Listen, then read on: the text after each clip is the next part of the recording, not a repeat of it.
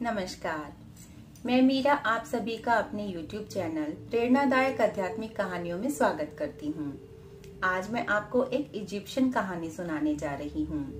तो कहानी कुछ इस प्रकार से है। इजिप्ट में एक बहुत ही प्रसिद्ध फकीर हुए।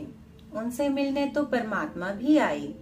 परमात्मा ने आकर उन्हें एक चमत्कारी फल प्रदान किया और कहा कि इसे जो भी खा लेगा वह अमर हो जाएगा, परंतु एक बात का ध्यान रखना, इसे केवल एक ही मनुष्य खा सकता है।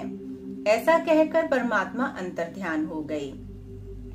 वे फकीर तो पहले से ही अमर थे।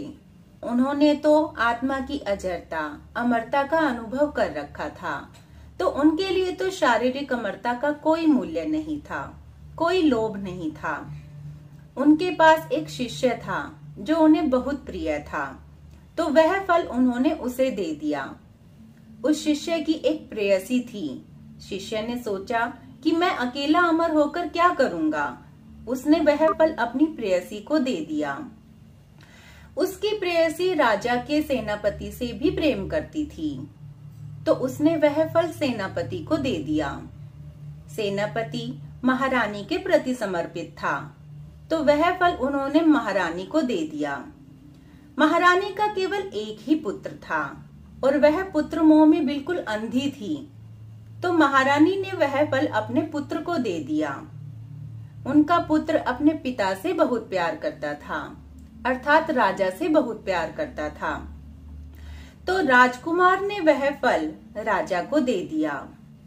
राजा उसी फकीर को बड़ा मानते थे।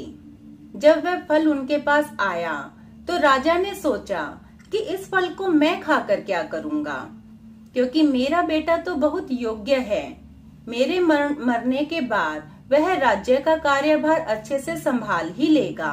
अगर यह फल खाकर वह फकीर अमर हो जाए तो समाज का बड़ा कल्याण होगा, बहुत लोगों को लाभ पहुंचेगा।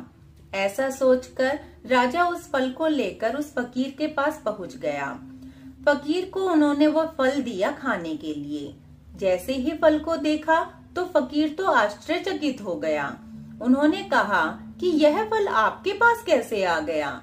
यह तो मैंने अपने शिष्य को खाने के लिए दिया था। तो फकीर ने अपने शिष्य को बुलाया।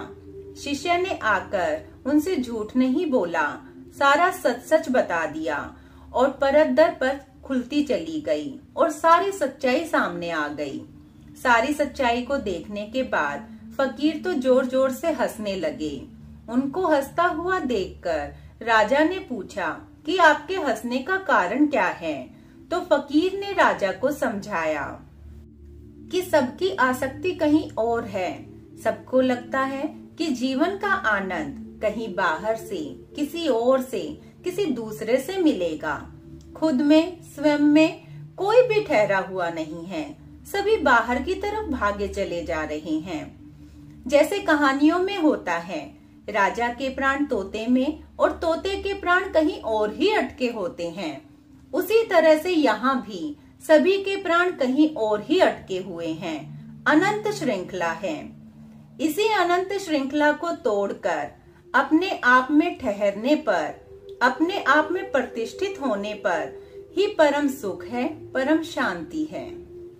आज के लिए बस इतना ही।